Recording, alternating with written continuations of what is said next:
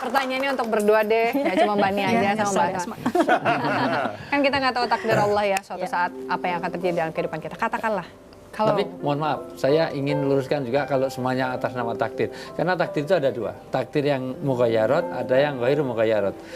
Yang ini mughayyarot, sesuatu bisa dirubah. Jadi jangan mentang-mentang poligami ini takdir saya.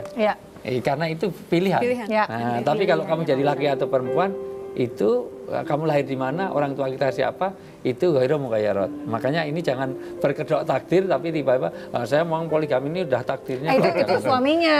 Ini kan kalau misalnya kita jalan hidup lah, kita yang bicara jalan hidup kita ternyata dipertemukan dengan laki-laki yang kemudian berpikir untuk berpoligami. Kalau saya gini, pada prinsipnya bagaimana saya membangun rumah tangga itu, saya nggak bisa memikirkan tentang diri saya sendiri karena udah punya anak, jadi otomatis ya namanya. Dan berapa anaknya? 4. Oh, luar biasa. Ini jeruk minum jeruk. Orang kecil punya anak kecil gitu. Jadi buat saya suka tidak suka, senang tidak senang, siap tidak siap, saya tidak akan mau bercerai hanya karena suami saya berpoligami gitu. Mbak Asma? Kalau saya akan bilang, saya udah pernah bilang sih sama ayah, saya nggak masalah kalau beliau jatuh cinta, saya nggak masalah, dan saya janji nggak marah kalau beliau suatu ketika mengatakan ingin menikah lagi. Tapi sebagai istri saya mungkin akan bilang, ayah boleh jatuh cinta lagi, boleh menikah lagi, tapi bunda minta setelah ayah hafal Quran aja deh. Kalau sudah hafal Quran itu kan berarti kalau buat Asma itu sudah bukan lagi syahwat, dia sudah fokus, dia sudah ini gitu. So untuk mencari ridho Allah. Jangan-jangan pas denger gini suami langsung hafalin. Paling tidak kalau itu terjadi dia sudah berjuang gitu ya. Kalaupun ada suatu saat orang laki-laki lah, pasti kan laki-laki ya kalau berniat untuk poligami itu, Wi. Apa sih sebenarnya yang harus dicermati itu, Wi? Yang harus mereka ketahui atau pahami gitu? Yang paling penting adalah tasarruful imam ala royati manutun bil maslahah.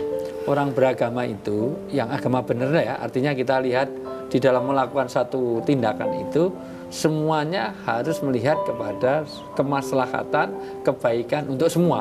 Bukan untuk dirinya, bukan untuk istrinya saja. Bahkan bukan hanya untuk anaknya, tapi juga untuk Islam keseluruhan, untuk agama keseluruhan. Nikah siri itu, saya kasih contoh yang lain.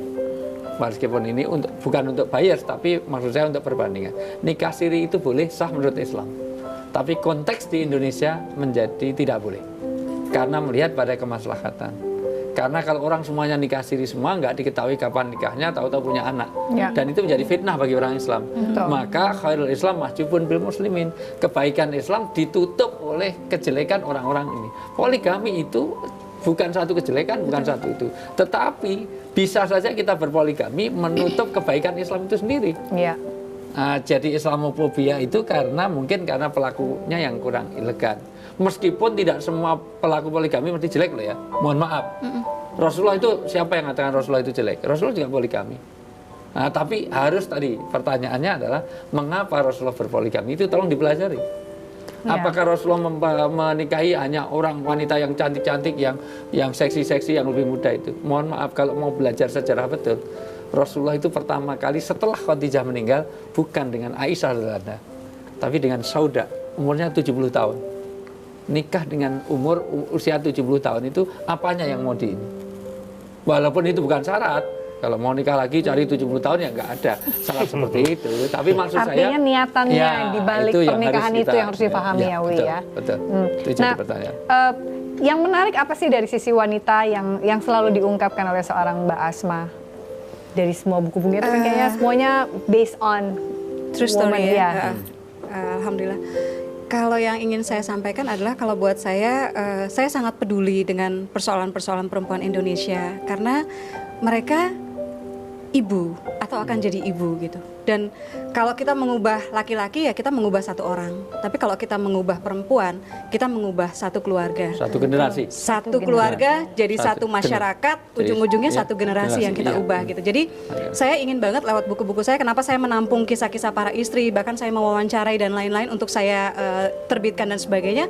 Karena saya ingin satu kisah nyata atau kisah sejati itu pelajarannya luar biasa dan pasti berbeda. Dan dari pengalaman nyata yang dilalui orang lain, setiap kita bisa belajar banyak hal, termasuk bagaimana mereka menyikapi ujian-ujian kehidupan yang hadir gitu, menyapa mereka. Dan saya cuma pengen perempuan Indonesia kuat, menghadapi hidup itu kan bisa rangkaian kebahagiaan, bisa juga jadi rangkaian ujian gitu. Tapi apapun warnanya, mudah-mudahan kita siap, kita kuat, karena seorang ibu betapapun luka hati gitu, punya kewajiban untuk tetap membentuk, tidak menghancurkan citra positif anak-anaknya gitu. Bagaimanapun masalah di sini, anaknya datang dia harus tetap bisa senyum buat anak-anaknya. Dan ini sulit kalau misalnya mereka tidak dikuatkan. Jadi saya bertemu seorang nenek usia 70 tahun yang baca buku-buku saya, dan dia bilang, saya baca buku Mbak Asma yang remaja sampai yang kisah-kisah pernikahan. Saya tahu benang merahnya apa dari 50 buku itu. Apa Bunda, saya bilang. Terus dia bilang, menguatkan perempuan. Saya bilang, minta doanya Bunda, mudah-mudahan saya bisa terus menguatkan perempuan lewat tulisan-tulisan. Dan kebahagiaan sekarang adalah ketika mulai difilmkan, disinetronkan gitu. Kalau buat saya bukan uang ya, rugi sekali kalau kita hidup hanya untuk mencari uang, karena pemilik dunia ini Allah gitu. Allah tuh punya semuanya, bukan cuma dunia gitu kan. Jadi yang saya rasakan syukurnya adalah bahwa ketika diangkat ke TV, berarti lebih banyak lagi orang yang mudah-mudahan mendapatkan pelajarannya. Ketika diangkat ke film, berarti lebih banyak lagi orang-orang mungkin yang tidak dekat, misalnya saya nggak mengatakan semua orang yang ke bioskop nggak dekat dengan pengajian, tapi beberapa mungkin yang lebih sering atau lebih masuk dakwah via hiburan, via tontonan, dibandingkan mereka sendiri menggerakkan langkah ke masjid gitu. Jadi mudah-mudahan ke sana gitu. Oke, nih menguatkan sosok perempuan sebagai seorang ibu, sebagai seorang istri, belajar untuk menguatkan dan memberikan penguatan kepada diri sendiri, caranya gimana nih kalau Mbak Nia? Sebenarnya gampang ya, mungkin kalau kita sudah melewati banyak ujian itu kan ukurannya bukan dari usia ya. Kalau dia udah usianya 60 tahun berarti dia udah syarat akan pengalaman hidupnya. Kan itu semua beraneka ragam. Jadi menurut aku, apa yang aku bisa sampaikan bahwa ketika kita mau menerima kekurangan diri kita dulu, kita berkaca. Jadi kita nggak bisa berpikir bahwa kita berharap yang lebih sekali kepada pasangan, semisalnya seperti itu. Kita juga nggak melihat kepada diri kita. Jadi kalau memang harus dikaitkan dengan poligami itu sendiri, kalau perempuan ini ada rasa malas-malasan, nggak mungkin ibu-ibu tuh nggak punya rasa malas. Pasti ada. Aduh, kayaknya malas bikin kopi, malas nyeduh kopi, atau mungkin sedikit aja suami bikin, aduh lu malas banget sih. Akhirnya si Mbak yang buat yang kayak gitu. Mungkin masih bisa di cover ketika memang poligami itu terjadi. Bukankah itu sebetulnya ini cuma pandangan aku. Jadi kalau kita bisa melihat sedikit kekurangan dari kita, terus kita mencoba mengcompare dengan poligami itu sendiri, bukankah itu baik gitu. Artinya kita terselamatkan oleh hal-hal yang misalnya dianggap dianggap selfishnya kita, egoisnya kita tuh seperti kayak ada udah kejawab di bagian yang sini. Itu pandangan aku, dan aku rasa untuk menyikapi hidup memang sebaiknya harusnya kita bisa melihat kekurangan kita. Jadi kita nggak bisa yang suami kita jadi sedikit, jadi kita nggak ketemu celah kita kalau sampai misalnya harus terjadi yang seperti sifat poligami itu sendiri. Atau mungkin begini.